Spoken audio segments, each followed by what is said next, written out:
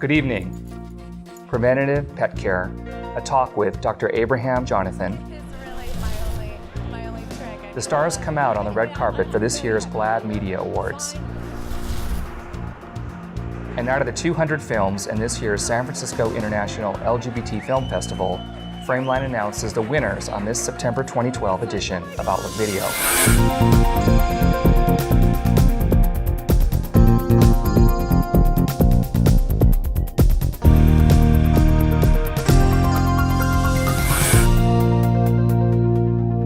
And welcome to Outlook Video, your nationally recognized award-winning news magazine for gay, lesbian, bisexual, and transgender communities.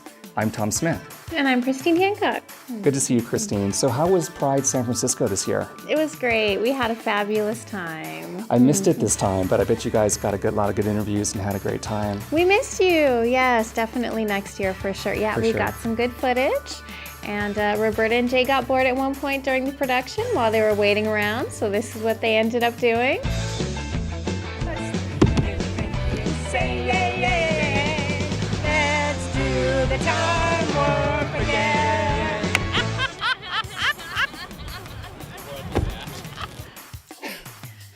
Back in June, the United States Court of Appeals for the Ninth Circuit declined to do an 11-judge en banc review of the 3-judges panel's ruling that Proposition 8 is unconstitutional.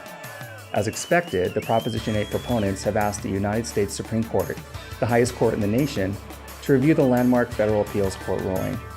From this point on, either the U.S. Supreme Court agrees to take the case and will hear oral arguments next year with the decision by the end of June 2013, or the court refuses to hear the case and same-sex marriages return to California. So while marriage equality remains on hold, we're almost near the home stretch. Almost. Before we move on, our own Alice Heimsoth will have an exhibit of her photography throughout the month of September up in San Francisco. Her exhibit at a Woman's Eye Gallery explores her love of nature and her unique perspective and process. And there's one of her photos right there. Wow, that is really beautiful. She's really talented. Alice is really talented. Alice Heimsoth's photography exhibit is at a Woman's Eye Gallery at 678 Portola Drive near Twin Peaks in San Francisco. Gallery hours are Saturday and Sunday, noon to 5 and by appointment. For more information, go to awegallery.com or call them at 415-265-8237. And one more announcement, the National 2012 Hometown Media Awards were presented in July, and our special Pride edition from 2011 won for Best Magazine Show. Congratulations to everyone here for this honor. Wow, fantastic. Yes. Oh, Christine, I came across this card, the Beer Chest Calendar Date Auction. I wonder if you recognize anybody on here. That's our very own Johnny Zitch, Mr. August. That's him right there. Wow. He's a hottie. Getting back to the program, four-legged family members can be found in many LGBT households. Dr. Abraham Jonatan, Chief of Staff at Banfield Pet Hospital, is here to talk with Roberta Gonzalez-Gregg about taking care of your pets, the four-legged kind. And later in the half hour, we continue our year-long celebration of 25 years on the air. We look in the archives and found this segment on the early days of the gay games. The Gay and Lesbian Alliance Against Defamation, GLAAD for short, has worked with news, entertainment, and social media to bring culture-changing stories of LGBT people into millions of homes and workplaces every day. Celebrities come together for the annual GLAAD Media Awards, and Raymond Donald Hong was there on the red carpet. More on that later in the program. And Frameline, exhibitors at the San Francisco International LGBT Film Festival, announces the winners of Frameline 36 in the category of feature film, documentary, and short film.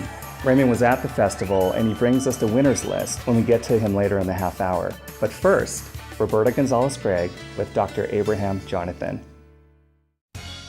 Hi, I'm Naya Rivera and you're watching Outlook Video. Besides long-haired hippie Uncle Max, do you have other furry extended family members? Many in the LGBT community have extended family members of the four-legged kind that we call pets. And like lovable Uncle Max, we want to keep them happy and healthy.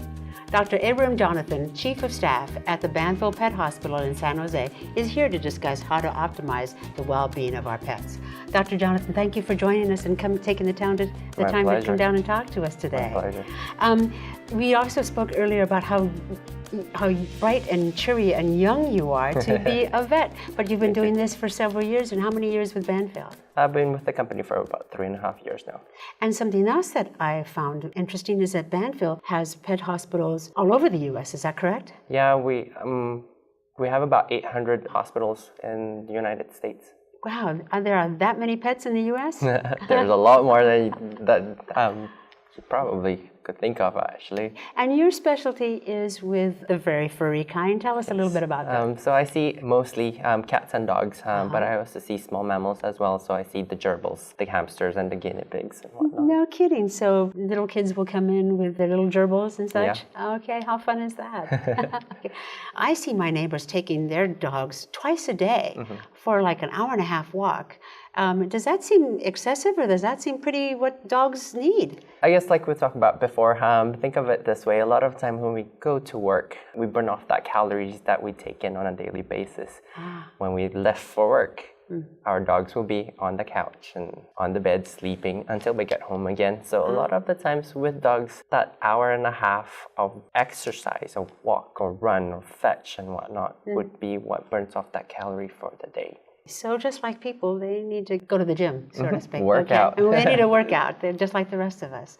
And they are susceptible to illnesses and diseases just like people are. Is that correct?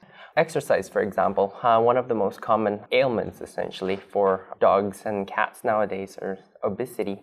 They do gain weight as easily as humans would be, even probably worse. Okay. Just because we don't exercise them quite enough. Older pets, as they age about 7 to 8 years with every year that we actually age. So chronic diseases can happen quite easily in cats and dogs as well. And so what do we do to prevent that? Just like we as humans go and get our regular physicals, pets need those too? Yeah, I usually see my patients on a every 6 months basis just to make sure they're actually going along okay.